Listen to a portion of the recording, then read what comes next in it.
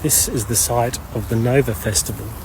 This is where several hundred young people, and not so young, who were very much like the kind of people that attended the concert I was at the Sydney Opera House a couple of weeks ago, were like young, free, liberal, progressive, all sorts of people who had all sorts of dreams and hopes. And that ended on this day, October 7.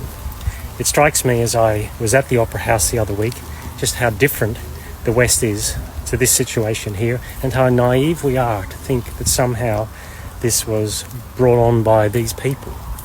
As you look at the pictures of each person whose life was taken here, you are struck by how similar they are to us. It's the humanity issue that strikes me the most when I come to this place. It's sobering to see this.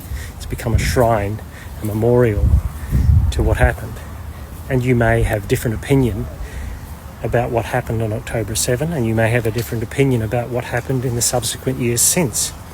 But you cannot walk past these places and look at these faces without seeing something tragic and evil happening.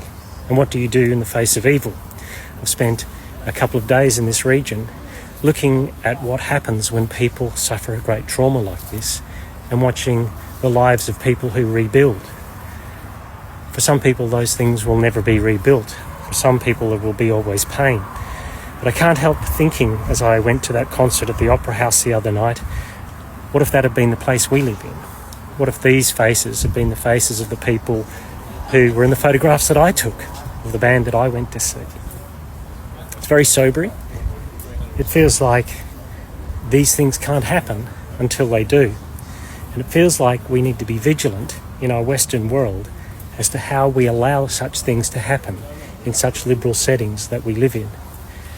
I want to be sobered by this, and I want other people to be sobered by it, but not just to be sobered by it, but to learn that the very framework that the West has given to the world can be taken away very quickly. We should not take it for granted.